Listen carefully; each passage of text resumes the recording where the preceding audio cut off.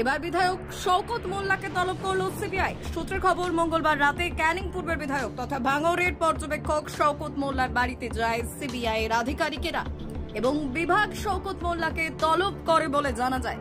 এই মুহূর্তে সবথেকে বড় খবর, ক্যানিং পূর্বের বিধায়ক শওকত মোল্লাকে তলব করেছে সিবিআই। মঙ্গলবার রাত 1টার সময় বিরাট শওকত মোল্লার বাড়িতে সিবিআই এর আধিকারিকেরা যায় বলে সূত্রের খবর। আপনাদের আরো একবার জানিয়ে রাখি, বিধায়ক শওকত মোল্লাকে তলব করল সিবিআই।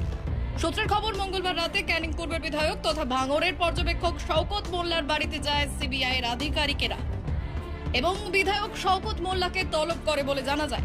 এই মুহূর্তে সবথেকে বড় খবর, ক্যানিং পূর্বের বিধায়ক শওকত মোল্লাকে তলব করেছে সিবিআই। মঙ্গলবার রাত 1টার সময় বিরাট শওকত মোল্লার বাড়িতে সিবিআই এর আধিকারিকেরা যায় বলে সূত্রের খবর। Bureau report, ICTV news Bangla. একটু আগে সংবাদ মাধ্যমে দেখে এলাম, এখানকার সবচেয়ে বড় মাফিয়া, তোলাবাজ, গুন্ডা, খুনি শওকত মোল্লাকে সিবিআই নিমন্ত্রণ পত্র পাঠিয়েছে আবার কয়লা কাণ্ডে, এবং তিনি জানিয়েছেন যে তিনি ভোটের কাজে ব্যস্ত।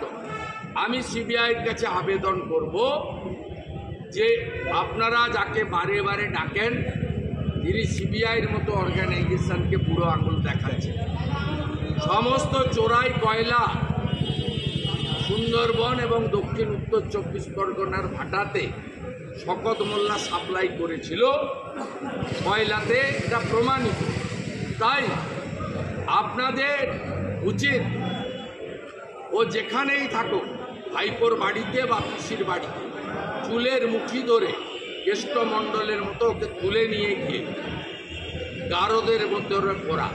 যদি এটা করতে পারেন, সিবিআইয়ের সুনাম বৃদ্ধি পাবে এবং ভাঙড় সহ সমগ্র এই এলাকায় গণতন্ত্র প্রতিষ্ঠা হবে এবং সাধারণ মানুষ সিবিআইয়ের প্রতি কৃতজ্ঞ থাকবে।